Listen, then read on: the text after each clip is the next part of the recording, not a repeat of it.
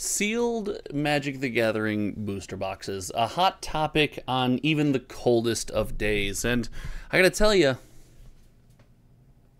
I might be pretty biased on this topic. I want to take a second and talk about reasons to collect sealed Magic the Gathering boxes. And no, this isn't an evil investing video. I am truly a collector of the product. I want to give you why I collect it, why I think it's a good idea, and yeah, even some downfalls I'm ready to face off against. All right, let's get into this one, and comment section is going to be a hoot. All right.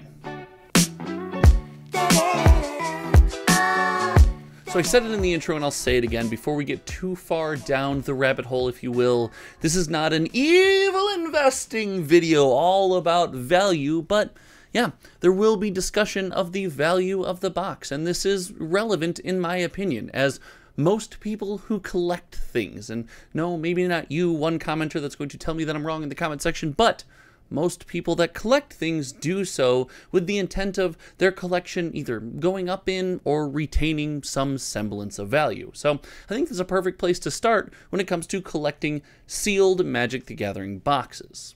Look, Magic is the most popular trading card game on the market, and it's going to be forever, until the end of time. Sorry, Flesh and Blood fans, it's going to be Magic the Gathering all the way. Now, that doesn't make other trading card games irrelevant or non-consequential. There are a ton of great trading card games out there. In fact, I'm doing a sorcery video later this week, so make sure you're subscribed to stick around for stuff like that.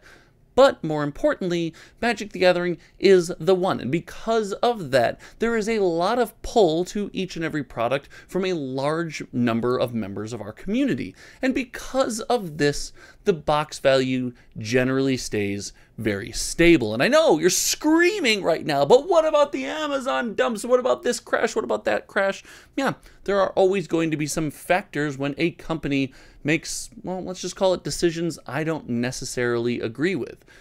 But for the most part, over its 30-year history, Magic the Gathering product either holds its value or increases its value in some way or another. And this is important. I do feel like when I collect something, no matter what it is, I do like my dollar value, the money that I worked so hard to spend on the things that I put on my shelf. I like it to, you know, hold some kind of value. And if it goes up, well, it just makes me feel cool. I really don't have any plan or intention to sell off all the stuff you see in various video backgrounds, but every time I come into my office, they make me happy. And that's another reason that I think it's important, or at least very cool, to collect sealed Magic the Gathering boxes. Most people who interact with our favorite trading card game, we do so by, oh, I don't know, playing the game. And if you don't do it that way, you probably do it by cracking the packs and opening the product. This creates an emotional pull, a reason to come back, fond memories, if you will, of times in our life when we got to play with our favorite pieces of cardboard or open that high value, super shiny last piece of our collection that we were just dying to get our hands on. This emotional toll is important for a collection, and in my opinion, the sealed box represents that period in time that I am most drawn to. I'll use an example from my own early Magic origins, not the very origin, not the very start, but early on in Magic. I just couldn't afford things. I was a broke kid, I liked going to the game store, and I did my best to scrape together money and sell cards that I won to draft each week and try to build standard decks here and there to play in any event I could get my hands on. But I always wanted to know what it felt like to buy a booster box, crack open an entire box myself, have all the packs, and just see kind of what came out. And because of that, there are boxes that have no value of the cards inside that will always hold a special meaning to me, and I will always want to add to my collection. Original Mirrodin, for example. If you look at the value of the cards in that set, well, there's not really a ton that you can pull out of that box. But the sealed box experience and the number of people that were coming into Magic the Gathering at that time makes that product wildly valuable. And for that reason, I covet a box like that, not for its value, not for the resale price, not for the money that I could get out of it, but because it reminds me of my early time in Magic the Gathering and the things that I felt so fondly about way back when. And it's not just early sets. Heck, I have some brand new sets here on the shelf that I am really fond of. Outlaws of Thunder Junction being one of them, and Streets of New Capenna, for those who have looked at the background, being another. These sets are not wildly valuable. I don't expect my money to 10x, but they're tons of fun. I love the theme. I think the cards inside them are, for the most part, an absolute blast. And because of that, I remember them fondly. I remember my experiences, whether it was playing in paper, playing in arena, playing in limited, whatever it was. I remember my experiences with those sets extremely fondly. And for that reason, I like to have the sealed boxes around. And we keep talking about these things like they're stock tickers and values, but the reason I like to have them around is because of the versatility of collecting Magic the Gathering. And I mentioned a couple sets just now, and more importantly than having them around, checking the value, seeing what my shelf is worth on any given day, I have the opportunity to go back in time, to go back to things I love about these sets and re-experience them over and over again. And I choose to shoot here because it's a standing area. My camera's already set up, but I have several other shelves for those who have been following the channel for a long time. If you haven't yet and you haven't had a chance to hit the sub button, I'm a small channel and any click of that button always helps me out, and kind of racing to 10K. I never thought we'd be here. But you've seen some of the other backgrounds with tons of draft booster boxes.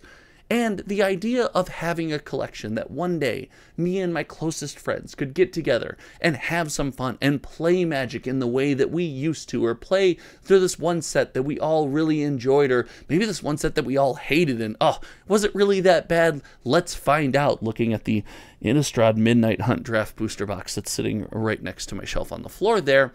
These experiences, these the ability to use these collectibles as something more than just numbers on a spreadsheet and value in my brain is extremely important to me. I think more people would get more out of Magic the Gathering in the long term, be closer tied to our game, if they gave themselves the option to experience that. And no, I'm not talking a year later, 2 years later. I know I used Innistrad Midnight Hunt, which is still extremely cheap on the secondary market. I'm talking 10 years down the road. I'm talking when I am a much, much older man. Me and my family are sitting around the table talking about what it was like to be young, and my back probably hurts more than it does right now. To be able to travel back in time and have that experience on a random evening, a random weekend, whatever it is so valuable to me that I pride myself in my collection and what it one day could be used for. Now, not all collecting stories always go well, and not all collections are something to be proud of. I have sealed trading card game boxes from other games that, well, they're not going to hold value, and frankly, I don't have an emotional tie to them anymore, and now they're just kind of here taking up space. And that's a risk you run when you do collect sealed product. And hey, we all have experienced it. We fall out of love with trading card games. Our favorite game becomes not so much our favorite game. And that is a risk that you can run when it comes to collecting these boxes. And at that point, things could look like a waste of money. But luckily for Magic the Gathering, if you find yourself in that position, most of the time boxes are fairly close to the amount of money that you paid for them, if not have gone up a slight bit. Again, there are exceptions. There are bad times in Magic the Gathering. These things have happened. But over the long term, you can decide to get your value back out of that product if you choose to do so and you fall out of love with the hobby. This is important to me. I like this idea. I like the idea that, hey, if I don't like this one day, I can move on from it and not take a massive hit. Maybe even get something that gets me jump-started on to the next thing. Jumpstart not being a pun there, even though Jumpstart 2022 doing extremely well. Shout out to the TCG data that flows to me secretly in Discord. Shh, nobody tell. I really love Magic the Gathering sealed collecting. I think it's an undervalued aspect of our hobby. I think most of the time when you see someone like me with sealed boxes on the shelf, you think, evil investor caring about the value. And yeah, I want my collection to hold value, but for the most part, it is a stamp of a moment in time, a memory, an opportunity to revisit Magic the Gathering and the things that I love about this trading card game. And yeah, if it goes up in value, listen, that's nice too. And I won't lie, it makes for a good YouTube background. But again, there are risks to all of this. The company at any moment could decide just reprint an entire sealed box. We could have a remastered set that blows away if you care only about the value of the set, and even maybe improve upon the draft experience that you so coveted and wanted to revisit. That could go away. Couple that with falling out of love with the hobby, and just like any collection, things can happen. But this is the collection that I choose for, you know, Magic the Gathering. I also have several singles collections. We've talked about them on the channel. Make sure you stick around, have notifications on and stuff like that, because those collection videos, they normally don't do well right away, but they do pretty well in the long term. You're going to want to catch those early. I really do think that it's an undervalued aspect of our hobby, and you could find some joy in doing it yourself. And I'm not saying spend thousands and thousands of dollars over a shelf. I'm not saying do it all at once. Hey, I have built this over the better part of now 5 years back in the game after being away for 2 or 3, and it's a lot of fun. I got to tell you, I encourage you to give it a try. I encourage you to see if it has, you know, anything to offer to you, and to look at it a little bit differently than a stock ticker on a graph. Look at it as an opportunity, a memory, and a point in time, because, well, that's where I find most of my joy.